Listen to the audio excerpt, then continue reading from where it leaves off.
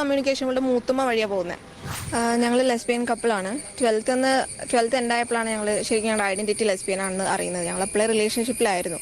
അപ്പോൾ വീട്ടുകാർ പിന്നെ പറഞ്ഞു റിലേഷൻഷിപ്പ് കണ്ടിന്യൂ ചെയ്യരുതെന്ന് പറഞ്ഞു. അപ്പോൾ അവരൊന്ന് ജസ്റ്റ് ഇതാക്കി വെക്കാൻ വേണ്ടിയിട്ട് ഞങ്ങളിപ്പോൾ ഒന്നുമില്ല നിർത്തിയെന്ന് പറഞ്ഞു. പക്ഷേ ഞങ്ങൾ ശരിക്കും കോൺടാക്റ്റ് ഉണ്ടായിരുന്നു. അപ്പോൾ അതിൻ്റെ ഇടയ്ക്കും കുറേ വട്ടം പിടിച്ചിട്ടുണ്ട്. അപ്പോഴും പിന്നെയും പറഞ്ഞതുപോലെ ഇനി ഉണ്ടാവില്ല എന്ന് പറഞ്ഞ് അവരെ പിടിച്ചു നിർത്തി. കാരണം ഡിഗ്രി കഴിയുന്നവരെ ഞങ്ങൾക്ക് വീട്ടിൽ തന്നെ നിൽക്കണമായിരുന്നു. ഒരു ജോബിൻ്റെ ഇതിന് ബേസിക് ഒരു ഡിഗ്രി വേണമല്ലോ അതിൻ്റെ ഇതിൽ. പിന്നെ ഒരിക്കൽ ഇവള് വെക്കേഷൻ സൗദി പോയപ്പോൾ റിലേഷൻ ഞങ്ങൾ സെക്കൻഡ് ഇയർ പഠിക്കുമ്പോൾ പിന്നെയും പിടിച്ചു. അപ്പോഴാണ് ഞങ്ങളുടെ വാപ്പന്മാർ ഇതിനെപ്പറ്റി അറിയുന്നത്.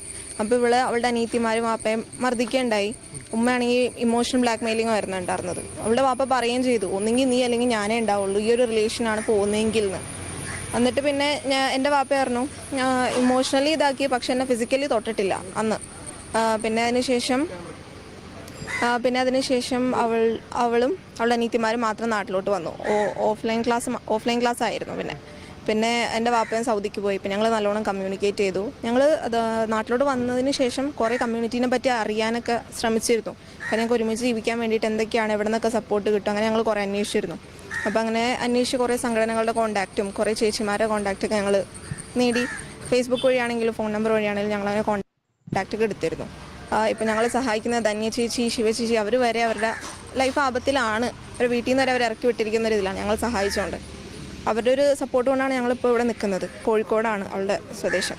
കൈ വെച്ച് വലിക്കാനൊക്കെ നോക്കി, പക്ഷേ അവിടുത്തെ ചേച്ചിമാർ സമ്മതിച്ചില്ല. അവരില്ലായിരുന്നെങ്കിൽ ഒരു പക്ഷേ അവൾ ബലമായിട്ട് കൊണ്ടുപോയേനായിരുന്നു.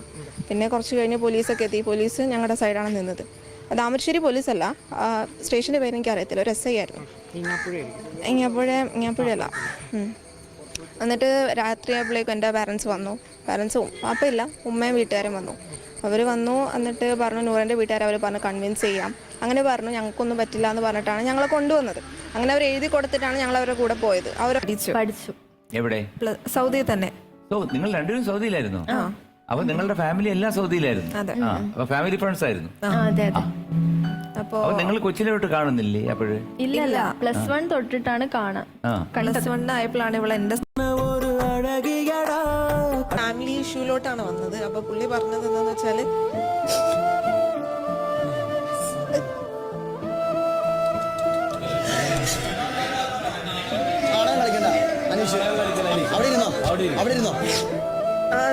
കിഡ്നാപ്ഡ് ആയിട്ടുണ്ട്, അങ്ങനെ കുറെ ട്രോമാസ് ഉണ്ട്. അതിൽ വന്നിട്ട് ഇതൊക്കെ നിങ്ങളുടെ തോന്നലാണെന്നൊക്കെ പറയുമ്പോ ഞാൻ എന്താ കാണിക്കുന്നതെന്ന് എനിക്കറിയില്ല. ഞാൻ മാത്രമല്ല ഇവിടെ ഞങ്ങൾ വന്നത് എന്താന്ന് വെച്ചാല് ഞാൻ അങ്ങനെ പറഞ്ഞിട്ടില്ല ലേട്ടാ, തോന്നലാണ് എന്നൊന്നും ഞാൻ പറഞ്ഞിട്ടില്ല. ഞാൻ വളരെ നല്ല രീതിയിലാണ് പറഞ്ഞത്. ഞങ്ങൾക്ക് ഞങ്ങളുടെ പാരന്റ്സിന് ഇഷ്ടമാണ്, പക്ഷെ ചില കാര്യങ്ങൾ എല്ലാ പാരന്റ്സും ഇങ്ങനെയല്ല. പക്ഷെ മോശമായിട്ടുള്ള ആൾക്കാർ ലോകത്തുള്ളത് പോലെ തന്നെ ഇപ്പൊ പാർട്ട്നേഴ്സ് ആണെങ്കിലും പാരന്റ്സ് ആണെങ്കിലും മക്കളിൽ എല്ലാത്തിലും മോശമുണ്ട് നല്ലതുണ്ട്. ലൈഫിലെ കാര്യങ്ങളും അറിയാതെ ജഡ്ജ്മെന്റലായിട്ട് ഇങ്ങനെ പറയുമ്പോൾ അതാണ് ഞാൻ പറഞ്ഞത്, അവരെ കുറിച്ച് ധാരണകളില്ല, അവരെ